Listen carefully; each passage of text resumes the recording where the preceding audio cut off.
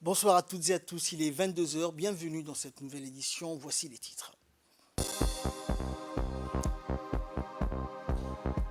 Le président de la République, Ismaël Omar Guelleh, a pris part aujourd'hui au sommet international sur le climat qui se tient actuellement à Sharm el-Sheikh en Égypte. Le ministre de l'économie et des finances a reçu aujourd'hui une importante délégation ministérielle somalilandaise. Également dans les titres actualités régionales en Tanzanie, un avion de ligne s'abîme dans le lac Victoria, le bilan grimpe à 19 morts. Bonsoir à tous.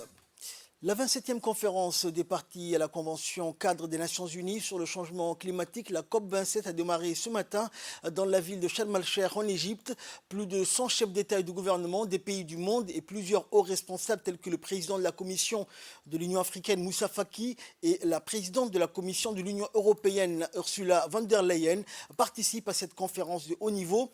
Le président de la République, Ismaël Omar Guelleh, y a pris part également aux côtés de plusieurs de ses homologues venus nombreux pour assister à cette conférence qui met l'accent sur les efforts mondiaux pour faire face aux répercussions du changement climatique dans le monde, surtout dans les pays en voie de développement.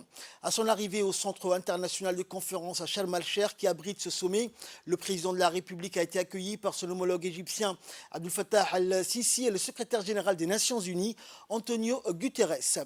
Ensuite, le chef de l'État Ismaël Omar Guelleh ainsi que les dirigeants des pays du monde ont pris part à une photo de famille avant l'ouverture de la 27e conférence sur le climat qui a officiellement démarré dans l'enceinte de la grande salle de réunion à Sharm el-Sheikh.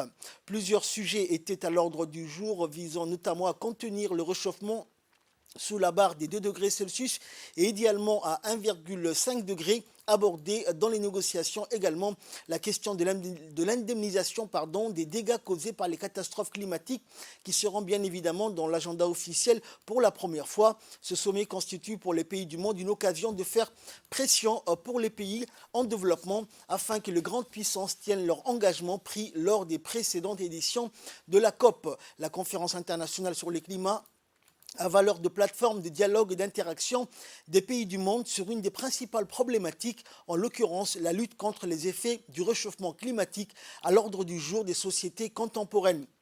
Intervenant tous les ans, l'ambition principale de cette conférence est de disposer à la réalisation d'une solidarité efficiente des nations du monde face aux conséquences multiformes et hautement dommageable du réchauffement de la planète et donc à faire valoir un principe de compensation et de justice financière au profit des communautés les plus vulnérables, notamment l'Afrique.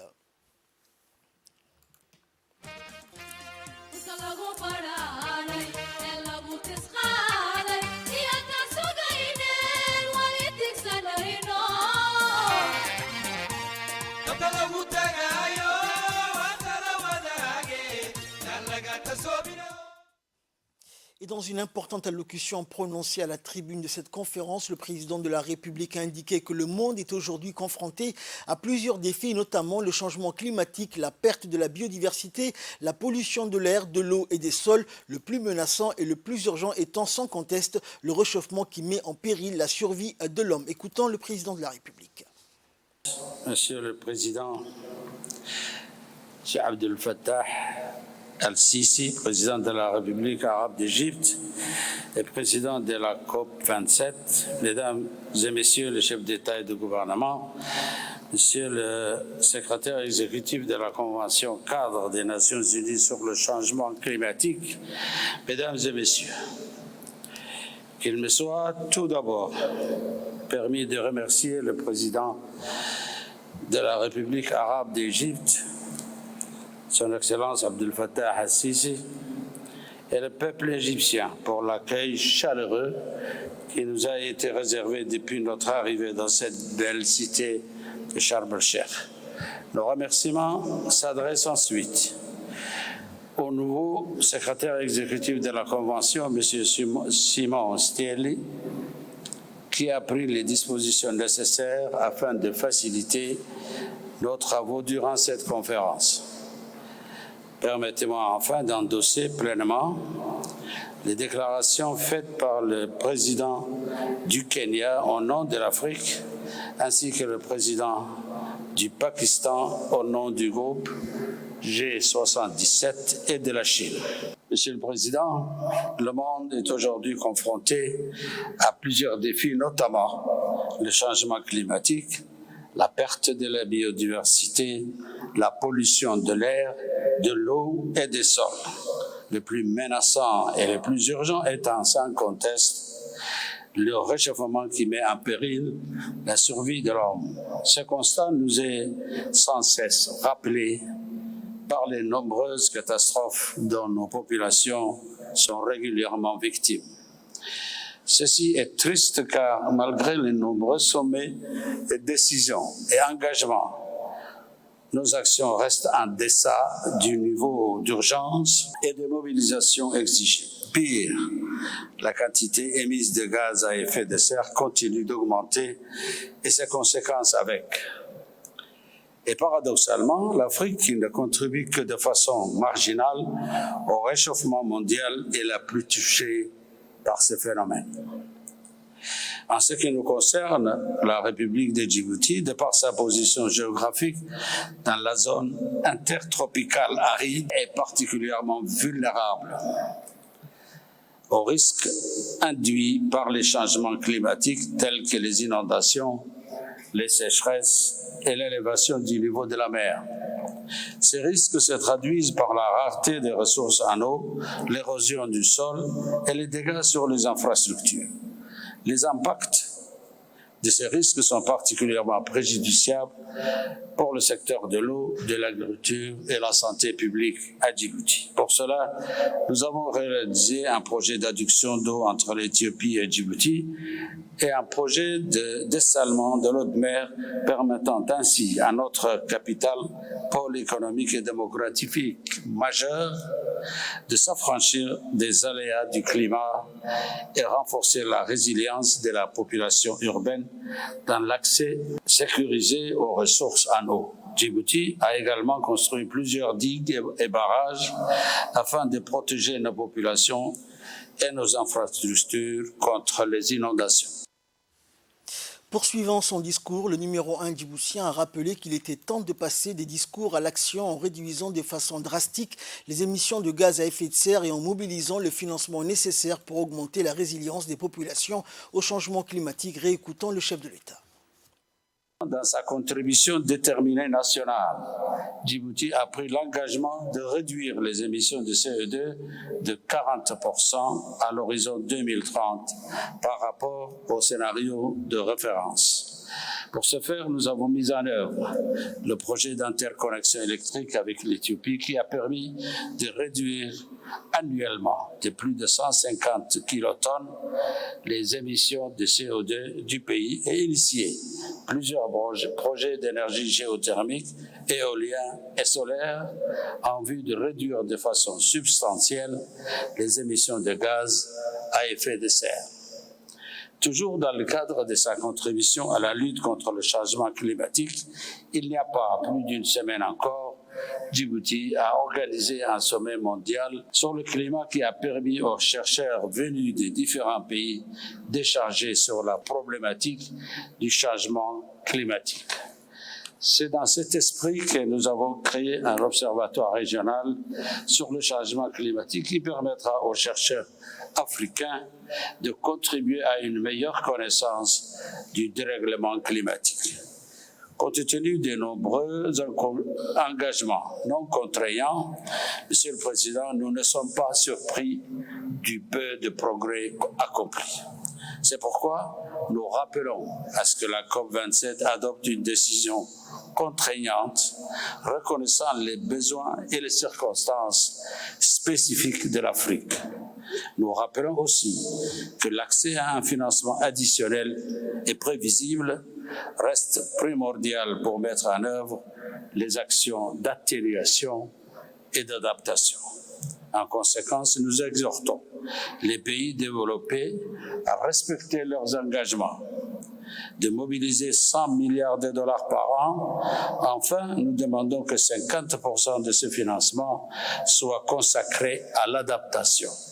Il est temps de passer des discours à l'action en réduisant de façon drastique les émissions de gaz à effet de serre et en mobilisant le financement nécessaire pour augmenter la résilience des populations au changement climatique. Je vous remercie de votre attention. Voilà, donc c'était le discours officiel du président de la République prononcé lors de l'ouverture de la conférence de la COP27 qui se tient actuellement à Sharm el-Sheikh en Égypte. Et justement, parlons climat dans le dossier de cette édition. Nous allons revenir sur l'importance de cette conférence pour les pays du monde. C'est un commentaire de Awa Abdi. Est une jeune Irlandaise d'origine somalienne, du haut de ses 16 ans. Elle est la plus jeune activiste du changement climatique. Conviée au sommet de la COP27 qui vient tout juste de débuter ici, à Sharm el-Sheikh, en Égypte, Soumaya n'avait que 11 ans lorsqu'elle a pris conscience de la situation. Depuis, elle milite pour la cause de notre planète en vue de mettre fin à sa dégradation. Faisant partie de la génération qui a le plus à perdre des changements climatiques, Soumaya est choisie par son pays pour porter la voix des jeunes activistes de l'environnement du Parlement irlandais. Aujourd'hui, Soumaya s'est vue attribuer le titre de jeune championne de la protection de la Terre et l'ambition de faire de cette cause sa vocation et réveiller ainsi l'amour intrinsèque que toute l'humanité éprouve à l'égard de la terre nourricière.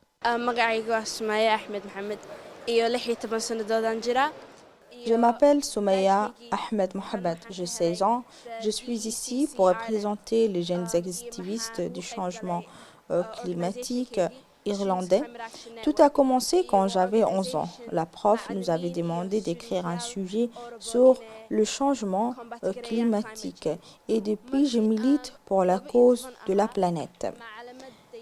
Je représente les jeunes dans le Parlement irlandais. Je suis ici au COP27 pour porter les voix de jeunes Irlandais afin de sensibiliser l'action planétaire pour la protection du monde.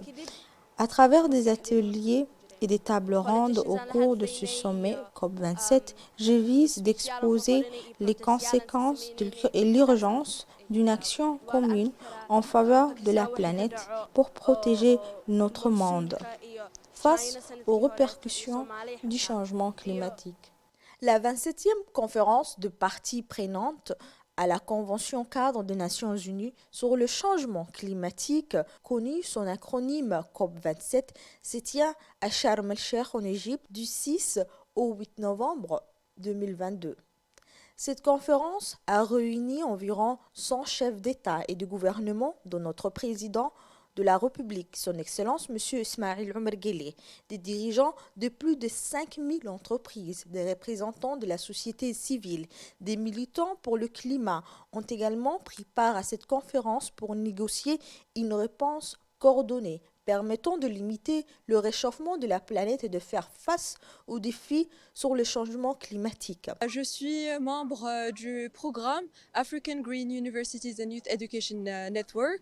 Ce programme s'intègre dans la vision de Son Altesse à intégrer l'éducation au changement climatique et pour que ça soit propagé et avoir plus de sens d'appartenance à cette cause globale.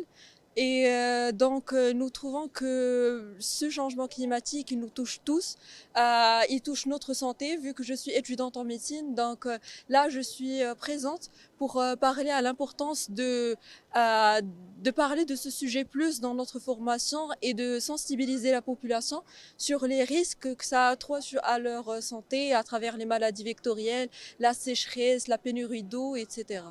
Au cours de cette rencontre à Sharm el-Sheikh, plusieurs initiatives parmi lesquelles la transition énergétique du continent africain.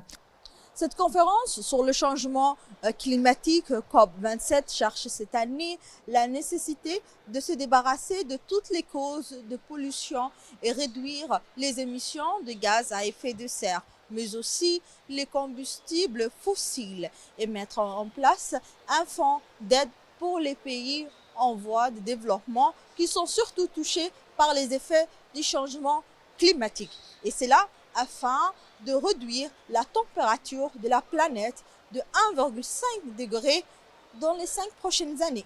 Djibouti a pris des mesures concrètes qui constituent un modèle dans la région. En lançant le sommet international intitulé Changement climatique et recherche qui vient à un moment où le pays vise à déduire entièrement à l'horizon 2025 l'ensemble de ses besoins énergétiques et ressources renouvelables et propres.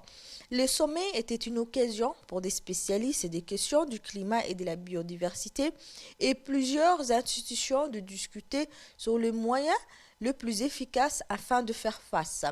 Le président de la République, son Excellence, M. Ismaël Omar Guelleh, n'a pas manqué dans son discours de rappeler que la coopération régionale et la consolidation des connaissances techniques et scientifiques sont les seuls moyens efficaces en faveur de la protection de la planète et faire face ainsi au changement climatique. Nous poursuivons nos efforts à assister la population vulnérable en assurant leur sécurité alimentaire et sanitaire ainsi que leur bien-être. Nous avons d'ores et déjà pris nos responsabilités en matière d'atténuation des gaz à effet de serre en nous engageant dans notre vision 2035 pour une production d'énergie électrique basée entièrement sur le renouvelable.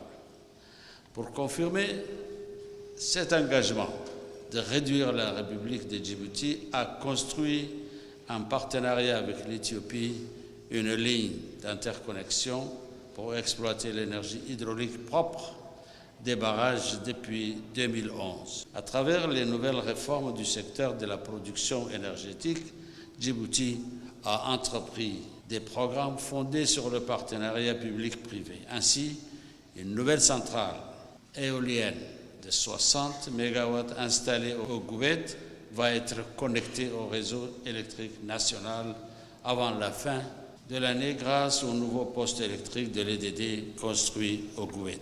Un objectif premier, un travail de longue haleine qui s'était couronné de succès avec l'ouverture à Djibouti d'un observatoire régional qui dispose aujourd'hui d'équipements à la pointe de la technologie en matière d'analyse et de traitement de données de modélisation du climat. D'abord, en visitant, j'ai bien vu que le matériel sur place était vraiment de niveau international.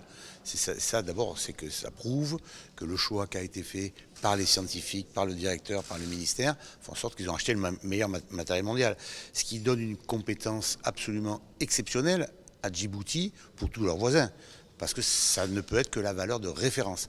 Et pourquoi c'est important? Parce que dans les organismes internationaux, que ce soit l'Union européenne, que ce soit les Nations unies, que ce soit le PNUD, etc., ils ont besoin pour décider et ventiler les moyens financiers d'observations qui soient crédibles et scientifiques. Et donc vous avez donc l'observatoire et le matériel qui peut immédiatement être transféré dans le monde entier par les câbles. Et ça, je pense que c'est quand même une plus-value exceptionnelle pour Djibouti. La COP27 s'est fixé 4 grands objectifs: l'atténuation, l'adaptation, le financement et la transition énergétique de l'Afrique. Elle a été également l'occasion d'exhorter tous les partis à renforcer une confiance mutuelle à travers laquelle les résultats auxquels le peuple aspire doivent être atteints en ce qui concerne aussi bien dans le domaine de la lutte contre la crise du changement climatique que celui de la prévention de ces catastrophes dévastatrices. Awa Abdi, RTD, Sharm el-Sheikh, en Égypte.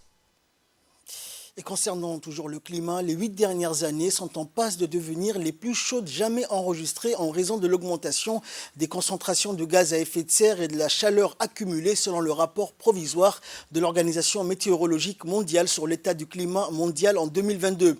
Ce rapport est publié le premier jour de la 27e conférence des parties à la Convention cadre des Nations Unies sur le changement climatique, COP27, qui se tient actuellement à Sharm el-Sheikh. Et le moyenne décennale pour la période 2013-2022 est de 1,14 degrés Celsius au-dessus de la moyenne pré-industrielle de 1850-1900 selon le rapport. La hausse de la température mondiale est due à l'augmentation des concentrations d'émissions de gaz à effet de serre et les principaux gaz à effet de serre, le dioxyde de carbone, le méthane et le protoxyde d'azote, ont atteint des niveaux records en 2021 et les données des principales stations de surveillance montrent que les concentrations atmosphériques de ces trois gaz continuent d'augmenter en 2022. Dans l'actualité également, hier, après son lancement, fut le début des travaux de ce 2 jours avec une thématique qui s'inscrit dans l'ère du temps, la place de la littérature africaine à l'âge du digital. Autour de cette thématique, plusieurs intellectuels, auteurs de renom venus du monde entier pour ces 2 jours de réflexion. Les auteurs et experts sur la question ont croisé leurs réflexions pour échanger les points de vue sur cette question transversale, question épineuse qui a permis à cette pléiade d'intellectuels de nourrir des discussions avec une vision convergente vers une même direction, trouver les solutions adéquates pour que la littérature puisse se faire peau neuve et se recycler dans cet âge numérique et digital et par-dessus tout le rôle de l'écrivain africain. Il a également convient de souligner que la pandémie de la Covid-19 changeant les habitudes du consommateur africain, la création de nouveaux espaces numériques devenus des micro-utopies ont fait leur apparition. Et à la tribune de cet événement, la ministre de la Culture et de la Jeunesse, Dr Hibo Moumine Assowe, avait indiqué et avait posé les jalons de ces discussions. Ces 2 jours de réflexion, avait-elle déclaré, vont nous permettre d'ancrer le futur de la littérature africaine dans ce monde nouveau qu'est le digital. On l'écoute.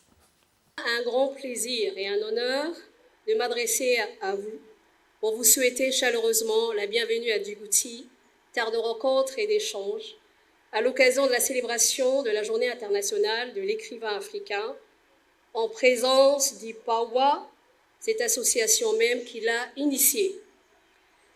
Soyez tous la bienvenue à cette session que nous démarrons maintenant, qui sera composée de messages de solidarité, de débats, de discussions autour de la question centrale qu'est la promotion du livre et de l'écriture. Grâce à cet événement qui rassemble plus d'une 50aine d'écrivains africains au même endroit, aujourd'hui, on peut le dire, Djibouti sera pendant 2 jours la capitale du livre du continent noir. Le thème retenu pour l'édition 2022 du 7 novembre par les initiateurs, en l'occurrence l'Association panafricaine des écrivains, est « Littérature africaine dans la nouvelle normalité technologique et d'écriture créative ». Un thème qui met au cœur de la culture et de l'humanité l'importance de la créativité littéraire. Car, comme le disait si bien Aimé Césaire, « Je définis la culture ainsi, disait-il, tout ce que les hommes ont imaginé pour façonner le monde et le rendre digne de l'homme. » C'est avec fierté et admiration que j'adresse mes plus vifs remerciements au président de la République, son Excellence Ismaël Omar Guelleh, très attaché aux valeurs panafricaines et plus particulièrement à la culture, pour nous avoir fait l'honneur de sa présence et d'avoir parrainé cet événement, bien que son agenda soit très chargé. Une importante réunion s'est tenue hier au cabinet du ministre de l'économie et des finances, Ilyas Moussa Daoualé, avec une délégation ministérielle somalilandaise conduite par le ministre en charge de la planification économique, Dr Ahmed Mohamed. Cette délégation était composée de plusieurs membres du gouvernement somalilandais et de plusieurs hauts responsables. Et côté djiboutien, plusieurs membres du gouvernement également et des hauts responsables des infrastructures, du transport, ainsi que le directeur général de la police nationale. En présence des experts de la Banque africaine de développement, les discussions ont porté sur les voies et moyens d'accélérer la construction de l'axe routier reliant Djibouti à Ouadjalé via Zeila et Borama, qui va démarrer courant début de l'année 2023 dans sa première phase jusqu'à Zeila. Il convient de noter que cet axe routier sera financé dans le cadre de l'initiative Horn of Africa par la Banque africaine de développement. Il a été également convenu de mettre en place un comité mixte chargé du suivi des travaux de construction de cet important axe qui permettra de faciliter la circulation des biens et des personnes dans cette sous-région amenée à se développer avec des zones spéciales économiques transfrontalières. Dans le cadre de la réforme de l'administration, le secrétaire général du ministère du Budget a tôt ce matin présidé une réunion de haut niveau qui a porté sur un état des lieux du système d'information de la chaîne de la dépense publique. L'objectif a été de dresser un tableau sur l'état actuel, mais aussi les orientations pour une synergie de la gestion des finances publiques. Dans l'immédiat, cette réunion a rassemblé le haut du panier des différentes directions des ministères concernés, diligentés avec l'Agence nationale du système d'information de l'État. Il convient de souligner que l'organisation de cette réunion s'inscrit dans le cadre de la réforme de l'administration.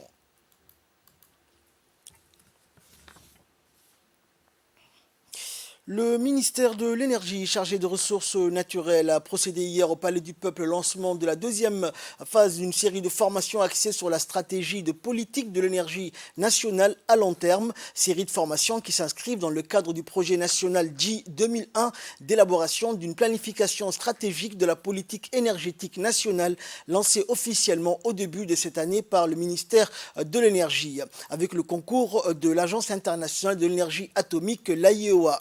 Et il s'agit d'un atelier de formation de 2 semaines au cours duquel des agents du ministère vont bénéficier des savoir-faire de l'expert international de l'AIEA sur l'utilisation de l'outil et méthodologie de planification le plus connu sous l'acronyme anglais MAED. À travers cet important programme de renforcement des capacités, le ministère djiboutien de l'énergie compte mettre en œuvre des stratégies énergétiques nationales essentielles pour répondre aux besoins énergétiques des ménages djiboutiens et ce à long terme. Planification énergétique, notamment le volet qui consiste à évaluer la demande en énergie du pays pour le futur. Donc la formation, c'est une formation pratique qui va consister à renforcer les capacités des experts nationaux à pouvoir eux-mêmes analyser l'évolution de la demande dans le pays. Donc l'évolution de la demande en fonction de l'évolution socio-économique attendue ou planifiés, ils seront capables donc à la fin de la formation de calculer eux-mêmes l'énergie qui sera nécessaire pour atteindre les objectifs que le gouvernement se fixe. Et de son côté, le secrétaire général du ministère de l'Énergie a souligné l'importance que l'utilisation de l'outil MAED revêt pour mener à bien la politique de la planification énergétique de notre pays. Invités, après le lancement officiel qui a eu lieu au début de l'année, du projet JIP 2001 qui est relatif à l'élaboration d'une planification stratégique de la politique nationale énergétique sur les moyens et long terme. Donc nous voilà aujourd'hui encore réunis pour la deuxième formation d'une série de formations qui aura lieu dans le cadre de ces projets-là. Donc cette formation concerne l'outil méthodologique de la planification. Cet outil donc qui est le MAED, modèle analyse de la demande énergétique. Donc la modélisation assistée par ordinateur est donc au cœur de l'approche de l'AIEA en matière d'analyse et de planification des systèmes énergétiques. Les statistiques économiques et énergétiques nationales alimentent les modèles pour refléter les systèmes énergétiques actuels. Donc c'est le travail que vous allez mener de collecte de tout ce qui est statistique énergétique dans les pays. Dans l'actualité également, le ministère de la Femme et de la Famille, en collaboration avec le Sheraton Hotel, à travers le projet FemFi, financé par l'Union européenne et avec l'appui technique du PNUD, a organisé une cérémonie de remise de certificats à 30 jeunes femmes pour avoir participé à la formation en housekeeping prodiguée par le Sheraton Hotel dans le cadre du projet d'appui à l'autonomisation de la femme et à la protection des droits des femmes et des jeunes filles. Cette cérémonie a vu la participation du conseiller technique de la ministre de la Femme et de la Famille, du directeur de la formation du Sheraton Hotel et de la chef de coopération de la délégation de l'Union européenne, de la représentante du PNUD, de la directrice du centre CASAF et des responsables du ministère de la Femme. C'est dans ce cadre qu'a eu lieu la formation en housekeeping dont le but a été de former entre juillet et octobre 2022 30 jeunes femmes djiboutiennes dans les domaines de la blanchisserie et de l'entretien des chambres. Pour ce faire, le Sheraton Hotel, en tant que partenaire, a pris en charge les aspects aussi bien pratiques que théoriques de la formation et la formation en housekeeping se veut complémentaire aux enseignements reçus dans le cadre du CASAF afin de renforcer les compétences de ces jeunes femmes et de les rendre rapidement employables. C'est un programme vraiment qui était très riche en formation. Les 30 filles qui ont eu cette chance d'avoir été parmi nous, d'être formées dans notre hôtel, ont eu la chance aussi d'être les premières filles du CASAF à être formées dans le domaine des housekeeping. Cette formation est réalisée dans le cadre de notre projet Appui à l'autonomisation de la femme et à la protection des droits des femmes et des filles, FemFi. Ce projet s'inscrit dans le cadre plus général de la vision Djibouti 2035 de Monsieur le Président, le plan national de développement 2020-2024, ICI, et la politique nationale genre, sur la base desquelles les autorités djiboutiennes identifient comme priorité l'appui à la formation des jeunes, mais surtout des jeunes femmes, pour qu'elles puissent mieux participer au développement de Djibouti et contribuer à sa croissance. Je vous propose également de suivre l'intervention du conseiller technique au ministère de la Femme et de la Famille. Notre présence aujourd'hui permet de concrétiser et d'instituer dans le temps le partenariat dans les différents domaines de l'hôtellerie, du tourisme et de l'artisanat concernant l'autonomisation des jeunes filles déscolarisées, telles que le renforcement des capacités des jeunes filles dans les domaines de la cuisine, de la gastronomie, de la sculpture, du numérique. Ainsi, cette formation professionnelle de la sculpture des 30 jeunes filles du CASAF résulte de la convention entre le centre CASAF, du ministère de la Femme et de la Famille et du Sheraton Hotel à travers le projet Femmes-Filles qui a été financé par l'Union européenne, je dis bien par l'Union européenne, et de la Polytechnique du PNUD. Cette formation résulte, qui a duré 3 mois au sein du Sheraton Hotel. Ce projet Femmes-Filles a un objectif. L'objectif étant d'identifier les besoins en formation professionnelle répondant aux attentes des jeunes filles vulnérables et du marché du travail. On s'est donné un objectif, l'objectif étant de former 180 jeunes filles durant l'année. Ce n'est que le premier pas. Ce n'est que le premier pas. Nous allons constituer, en tout cas, nous y atteindrons ensemble, je l'espère, pour le Sheraton Hotel, mais également pour le représentant des différents hôtels de la place qui sont présents aujourd'hui. Je vous remercie de votre présence. C'était de votre part un gros travail et on vous remercie. La direction de l'école de Douda a organisé ce week-end une journée de rencontre entre parents et professeurs et à cette occasion, une remise de cadeaux aux meilleurs élèves de l'année dernière, des classes de première année jusqu'à la 3e année. La cérémonie s'est déroulée au sein de l'école de Douda, en présence du directeur de l'école, des enseignants, des parents d'élèves ainsi que des élèves, meilleurs élèves donc de l'année dernière qui ont pris part à cette cérémonie.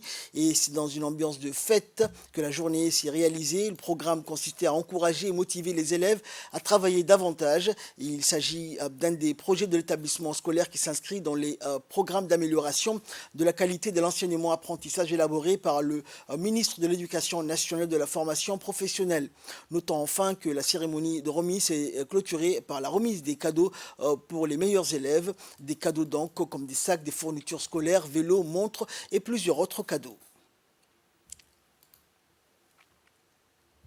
Aujourd'hui, c'était la remise donc des cadeaux des meilleurs élèves des promotions de l'année dernière.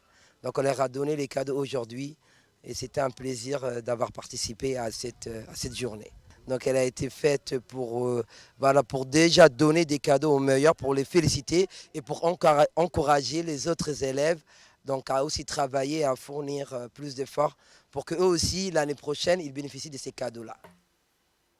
Une conférence sur l'importance du diagnostic sensoriel et sensorimoteur dans la prise en charge des troubles neurodéveloppementaux s'est clôturée ce matin à l'Institut supérieur des sciences de la santé de Djibouti, organisé par l'association Sunnat al-Hayat en collaboration avec la CNSS, la NPH et l'ambassade de France à Djibouti. Cette conférence avait pour but de bien comprendre les difficultés des personnes atteintes de troubles neurodéveloppementaux. Les difficultés d'intégration sensorielle peuvent avoir des impacts dans plusieurs sphères de la vie de ces personnes atteintes de cette maladie. Elles peuvent notamment affecter leur comportement, leurs relations et leur interaction avec les autres, leur capacité d'apprentissage et leur autonomie. Cette conférence a réuni sur place des médecins, des parents et d'autres personnalités appartenant au corps médical.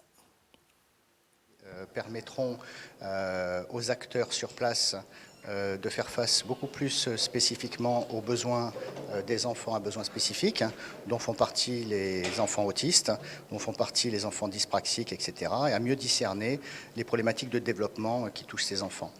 Alors ça a été divisé, la mission a été divisée en plusieurs modules ou en plusieurs parties.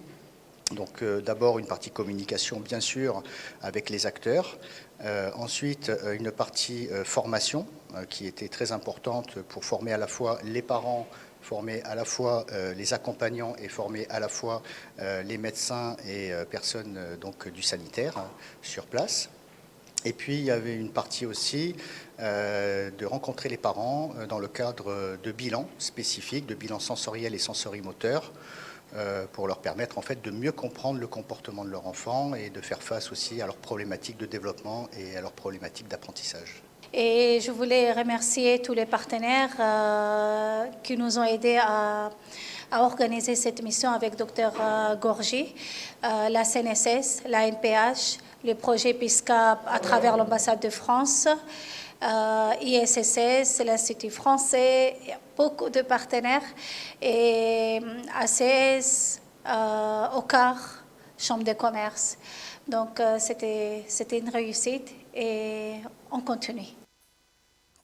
Sur instruction du procureur général de la République, Djamar Suleiman Ali, les gendarmes de la section de recherche et de documentation ont hier prêté main forte aux autorités judiciaires dans le cadre d'une opération de destruction des saisies. C'est sous escorte des gendarmes qu'un convoi transportant des objets saisis dans le cadre des enquêtes menées par les officiers de police judiciaire a été conduit à la décharge publique de Chebeli en vue de procéder à leur destruction. Menée sous la supervision du substitut du procureur de la République, Adaoué Mohamed Mahmoud, les gendarmes de la SRD ont procédé à la destruction par le feu des objets saisis composés d'une quantité importante de produits stupéfiants, des boissons alcoolisées, des produits de dépigmentation, une quantité importante de cigarettes de marques différentes ainsi que du khat en poudre. Des précautions particulières ont été prises pour la destruction des produits stupéfiants et ceux de dépigmentation en raison des fumées toxiques que ceux-là peuvent dégager.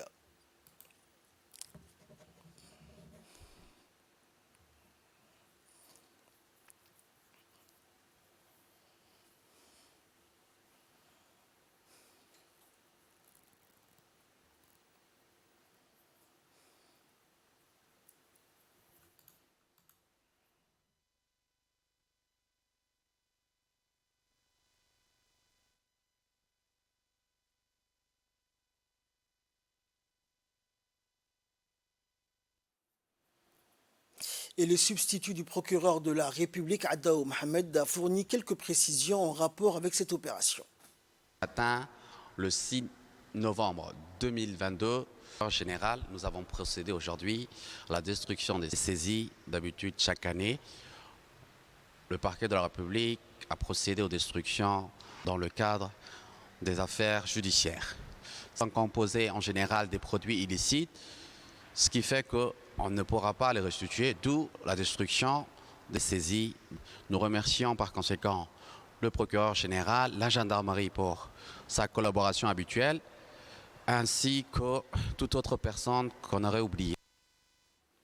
Et dans l'actualité internationale, enfin, le bilan de l'accident d'un avion de ligne qui s'est abîmé hier dans le lac Victoria en Tanzanie s'élève désormais à 19 morts. C'est ce qu'a annoncé le Premier ministre Kassim Majaliwa après un précédent bilan de 3 morts parmi les 43 personnes à bord. Le vol intérieur PW 494 parti de Dar es Salaam devait atterrir à l'aéroport de la Bukavu dans le nord-ouest du pays. Le commandant de la police régionale, qui n'était pas en mesure d'expliquer l'accident, a indiqué qu'au moment de l'approche, il y avait des orages et beaucoup de pluie. Et la présidente Samia Suluhu Hassan a exprimé ses condoléances aux personnes touchées par l'accident. L'accident donc survient 5 ans après la mort de 11 personnes lorsqu'un avion appartenant à une société de safari s'était écrasé dans le nord de la Tanzanie.